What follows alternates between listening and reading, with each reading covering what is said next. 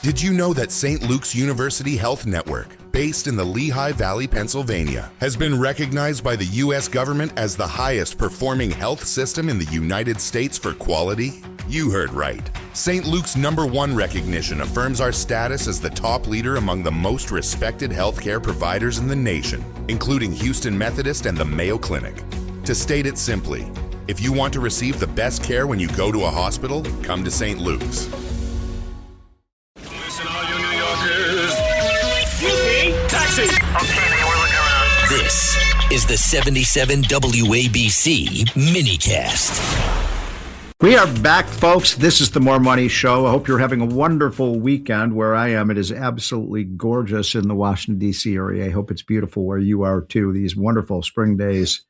You just love it with balmy temperatures and sunny skies and sunny and blue skies. I love it, love it. So I'm going to go for a long bike ride as soon as we're done with this show. But before we are done with this show, I wanted to introduce my next guest, Judy Shelton, who's been a friend of mine for 30 years. But much more importantly, she's one of the top monetary economists in the U.S. of A. I hope that Donald Trump selects Judy to fill one of the open seats that's left on the Federal Reserve Board, because nobody understands money better than she does. And by the way, the name of her book, she has many books that she's written, Good as Gold. And when they asked me yesterday on Fox News what I thought about incoming chairman, not Jerome Powell, but of course, Kevin Warsh, I said he's going to make the dollar as good as gold. And I guess I got that from you, Judy. So thanks so much for joining. Well, thank you, Steve. You're so nice, and I consider my greatest honor being friends with you for 30 years. So well, thank you. It's you and me and Larry Kudlow and Art Laffer and Steve Forbes, and we're the where's the next generation of strong dollar, free market supply siders who want to cut taxes. I hope they're coming because we're getting older. Well, I hope they're out there. It's kind of a radical concept that it's your property right to have dependable money. Exactly. And I think our founders would have understood. So maybe we have to go back to the future. So I've got a lot to talk to you about. And so let me just get right down to it, Judy. First of all, I was just reading about Jerome Powell. What is he going to do? They said he's going to stay. What is he chairman until Kevin is sworn in? And is he going to stay on the Fed? What's the latest on that? He is pro tempore, meaning he's filling the chair until almost physically Kevin Warsh is doing that. And when will that be? Very close. Well, he's been approved by the full Senate, voted out of committee. So there's some issue that I guess Senator Warren is trying to raise with regard to the handling of his assets. But he had long promised and made his agreement with the Ethics Committee for the Fed that if confirmed, he would handle it appropriately, and that's already been laid out how he will do so. So I don't know. So we said.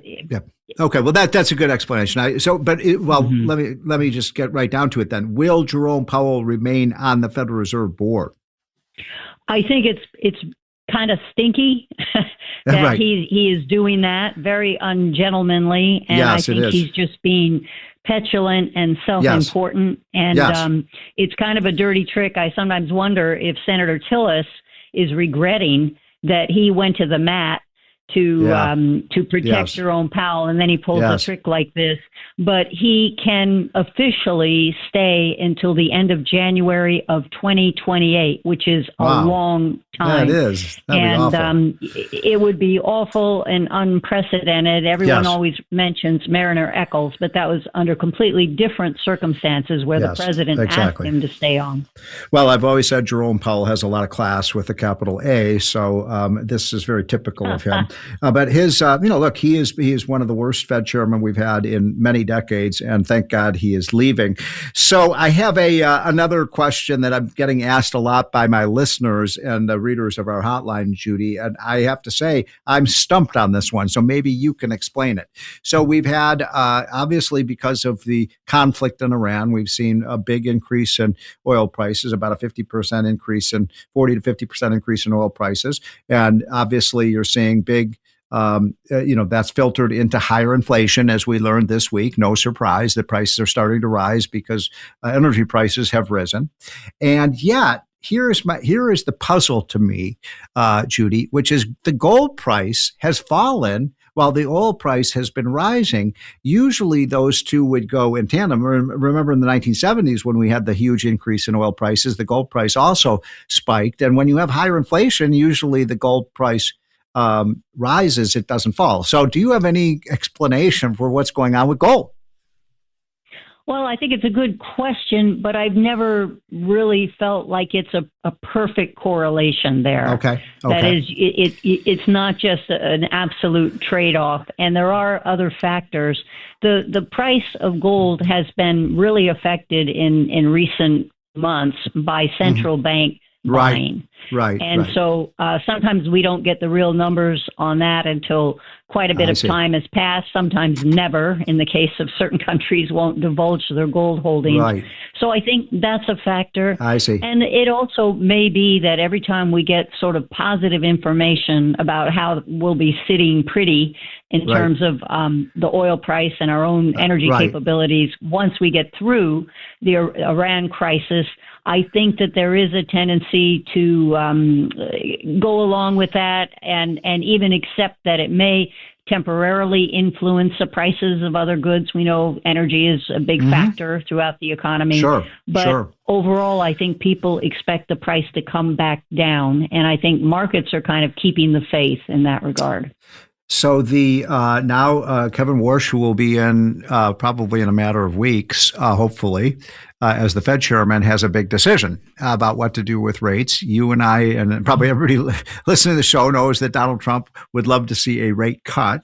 But I personally am. I know people have different opinions on this. I'm personally somewhat skeptical of a rate cut right now, given the consumer price index and the producer price index numbers that came out this week that showed an increase. And so, what do you think Kevin Warsh should do, and B, what do you think he will do? I think that he should proceed on his plans for a supply side orientation at the Fed that would work in tandem with economic growth. So I kind of had this out with our mutual great friend Larry Kudlow on his show recently, because I still do not think that the Fed should be imposing restrictive interest rates. And what Kevin Warsh wants to do is two things, and it's going to help illuminate why the Fed's mechanism is not working to provide access to capital to an economy that would otherwise be relying on small and medium-sized businesses to expand growth and keep employment high. And I think that the issue is, what you want to do is sell off the portfolio. We know the Fed's footprint is too prominent in financial markets, but that is technically the opposite of quantitative easing, which quantitative easing brings down the interest rate. So to do that, you're actually putting pressure. You're raising the interest rate because you're increasing the supply of treasuries out there, and that means the price will come down, which means the yield goes up. So why does the Fed countering that? Yeah. Why does the Fed need to lower its balance sheet? Explain that to our listeners about why that's an important thing to do. Well, the whole thing of that happening goes back to 2008 and the global financial crisis. And as an emergency measure, the Fed was allowed to pay interest on bank reserves. Now, when the Fed purchases treasuries, it creates by a keystroke an increase in the reserves. Those are the cash balances that banks are required to keep on deposit at the Fed. But then the Fed didn't want those to cause banks to be able to lend more. That would increase economic activity, which to the Fed means you're causing inflation.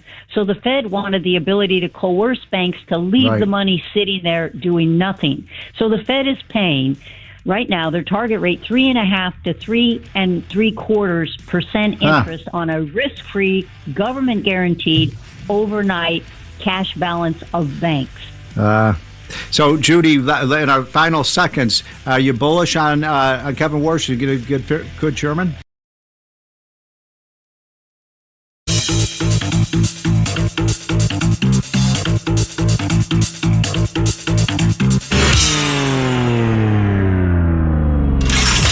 It's More Money with leading economist Steve Moore. Now, here's your host, Steve Moore. We're back, folks. This is the More Money Show. I hope you're having a wonderful weekend. And unfortunately, I had to cut off Judy Shelton mid-sentence because we had hard break. So she's been gracious enough to come back for a few more minutes so I could finish her thoughts, because I've got a couple of final questions I needed to ask her. So, Judy, thanks again for holding over. I was asking on the way out whether you are bullish on Kevin Warsh. Do you think he's going to be a good Fed chairman? How will he be different from Jerome Powell? I think he will be a good Fed chairman. I think he really learned something. He was there in the years before 2008 and right after. And what he didn't like was, after dealing with the crisis of the global financial meltdown, he didn't like that the Fed retained even greater powers to intervene and to impose artificial interest rates. And he saw the ultimate long-term damage that did to financial investments. And I think he's going to bring that knowledge and that resolve to his position. So finally, Stephen Moran, who was a member of the Federal Reserve Board, as I understand, is stepping down from that, which, if I get this right, then there's an open seat on the Federal Reserve Board. Is that right? Or he's stepping down, and you wouldn't get a new seat unless Powell gets off. Powell leaves. Okay, we got it. Here's what we have to do, Judy. We have to get Powell the hell out of there and get you in that seat. Somebody who understands monetary policy. Can we do that? Well, I'm ready. I'm rested and ready. You bet. You would be exceptional. Well, Judy, thank you for educating us today. Please come on in the weeks ahead and appreciate your knowledge. Her book is, by the way, is Good as Gold. Is that your latest book? Yes, it is. Yes, it is. All right. Okay. Thanks for mentioning it. So thank you, Judy.